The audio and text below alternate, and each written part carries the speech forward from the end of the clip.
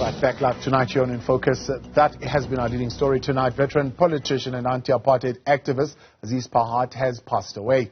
The 82-year-old served as a foreign affairs minister in the administrations for former President Nelson Mandela and Thabo Mbeki. He's also served as a member of the African National Congress's National Executive Committee from 1985 until 2007. In the 60s, Pahad was banned from public meetings and gatherings, and an order which he often violated, resulting in short detentions. After Mandela and others were sentenced in the Rivonia trial, he went to exile in London, developing the anti-apartheid movement in the United Kingdom.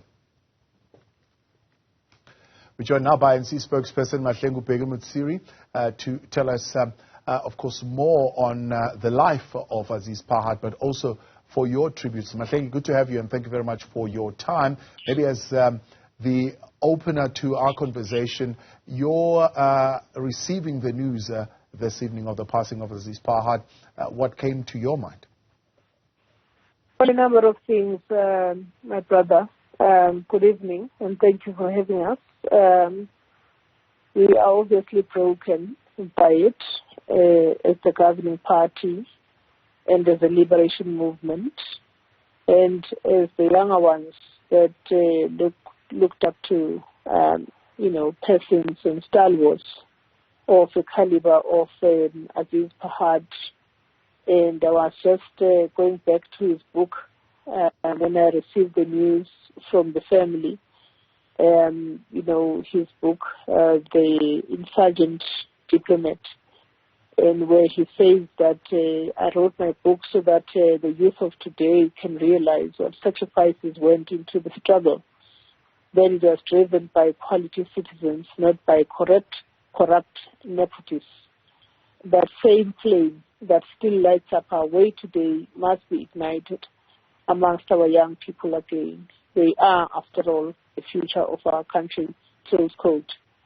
And I was really reminded about the ideals that he stood for and the energy that he brought into the room, a very light energy, by the way, lots of humor, and yet massive wealth of experience in terms of fighting for liberation and all the way into being part of the democratic architecture, one of the longest-serving deputy ministers in foreign affairs, what it was called then, which is now our international relations department. Part of a long road of activism and the fight against the apartheid system, noted as having done this, of course, side by side, his brother, who also passed away earlier in the year. What would be those milestones that come to your mind in that long road? Sure, quite a number of them. It's very hard to articulate this right now, my brother, given the fact that this is quite fresh to the ANC, the actual passing. So all of us are really trying to, wrap our heads around this development. As much as we knew that Comrade Aziz has been of ill health lately, but there are so many things that he is renowned for. One of those things is being a tactician or a strategist, one of the foremost strategists of the ANC, with a particular focus on global issues, international relations, totally unmatched in terms of strategy thinking at the level, and also just being a downright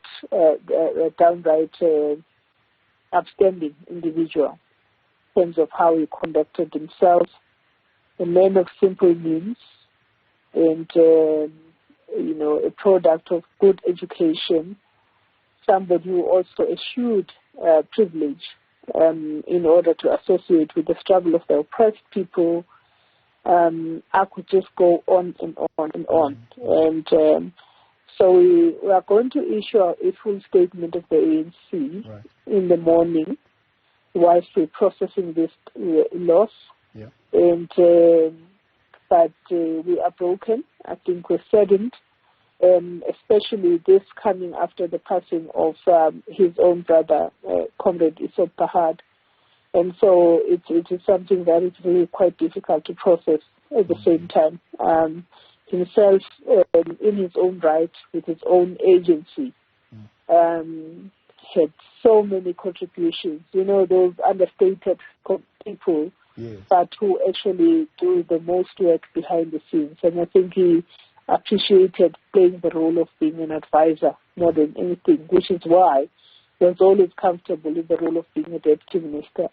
But we know that he was a profound factor in reconstructing and constructing a democracy in South Africa, particularly our international relations policy.